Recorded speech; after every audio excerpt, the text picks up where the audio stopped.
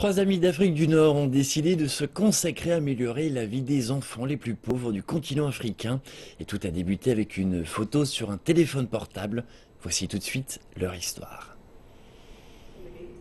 Djihad El Nasriya a passé son enfance entre le Zimbabwe, la Côte d'Ivoire et le Maroc.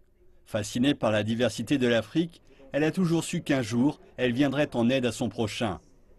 C'est une rencontre avec des enfants d'un quartier pauvre de Nairobi qui lui a montré la voie. Je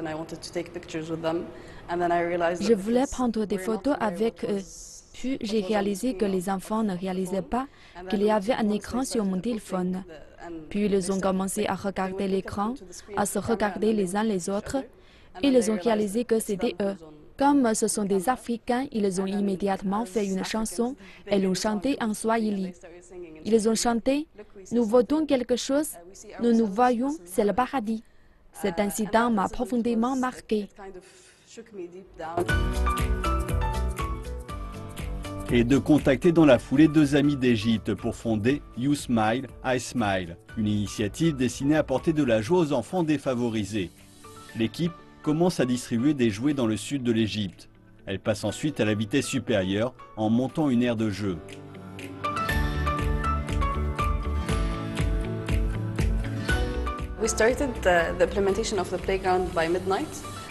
Nous avons débuté l'installation de nuit et personne n'a dit aux enfants ce que nous faisions.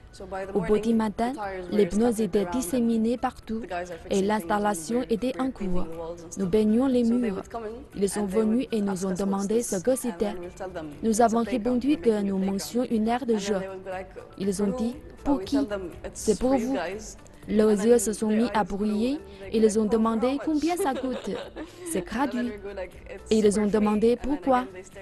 Et avant la fin de la journée, une centaine d'enfants attendaient l'ouverture des portes. Et quand on les a ouvertes, ils ont commencé à courir partout. C'était exaltant.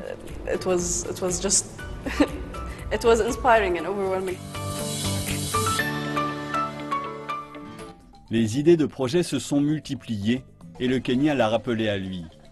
Après avoir fait une collecte de dons, l'équipe est partie à Nairobi où elle a créé deux aires de jeu. Les enfants viennent et me grattent la main car ils pensent qu'il y a une autre couleur en dessous. Ou ils touchent mes cheveux car ils sont doux et que les leurs sont différents.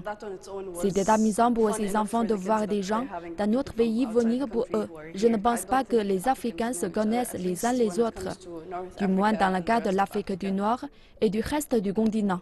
Cette exposition photographique illustre cette aventure et les sourires qu'elle a aidé à faire naître. Le produit de la vente des photos servira à financer de nouveaux projets en Tanzanie et au Kenya.